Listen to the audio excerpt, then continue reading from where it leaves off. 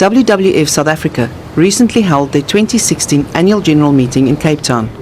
It was the ideal time to highlight some of the most crucial conservation challenges we are facing today. My view is that with better organization, the right behavioral shifts, and with technology, we can create a lot more optimistic future and lower our ecological footprint. The dramatic increase in cases of rhino poaching continues. Communities like the Mangalani community on the Mozambique border along the southeast boundary of Kruger National Park has an important role to play in strengthening rhino conservation efforts. When you are driving around near to any protected areas, you'll see rich people going to the protected area, but yet you have this very disenfranchised community surrounding the protected area. So how do we make sure that conservation meets the needs of the community to reduce the incentive for communities to be involved in illegal wildlife trade or even poaching more generally? So bearing that in mind, we need to start giving back to the community, but not only ensuring that they benefit, but also to minimize the threats of wildlife to communities. 2016 is the hottest year on record. South Africa has experienced one of the worst droughts in decades. We will have to learn to do more with less. We need to all stop becoming really responsible and active water citizens. We need to know what's the dam level of the dam actually feeding us. I'm from Johannesburg, and we know at one point the Vaal Dam was at 26%. So we need to start being responsible, not putting our sprinklers on in our gardens and irrigating our gardens, or you're washing a car with a hose pipe, and conserving as much water as possible. We are in the top 40 driest countries in the world, so our situation isn't going to get any better unless we actually change the way we do things. Scientists predict that the world would need to produce 70% more food to feed a population of 9 billion people by the year 2050.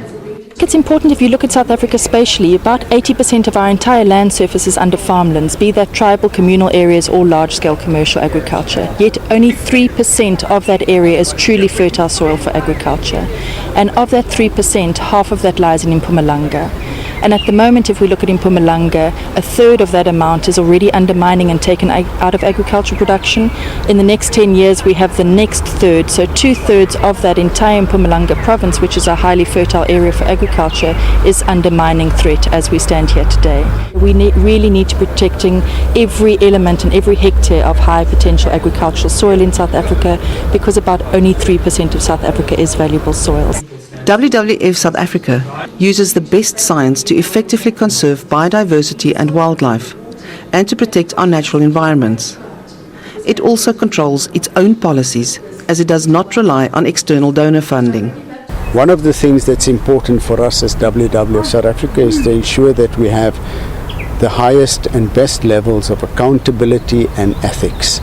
So as a board of directors, we ensure that the organization runs in a proper ethical manner, and this is more important. I said at the AGM today that it's more important in the current climate where there is a lack of ethical leadership in South Africa. It becomes more important for us wherever we are and whichever organizations we're in charge of running to go the extra mile and to be almost hypersensitive about promoting ethical issues and ethical values. I don't think anybody in South Africa, be it a government department or a company in the private sector, would really want WWF South Africa to condemn them.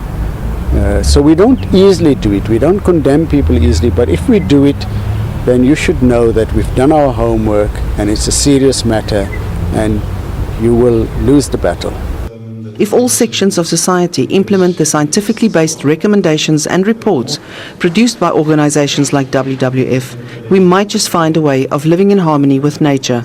Linky Bierman, Morning Live, Cape Town.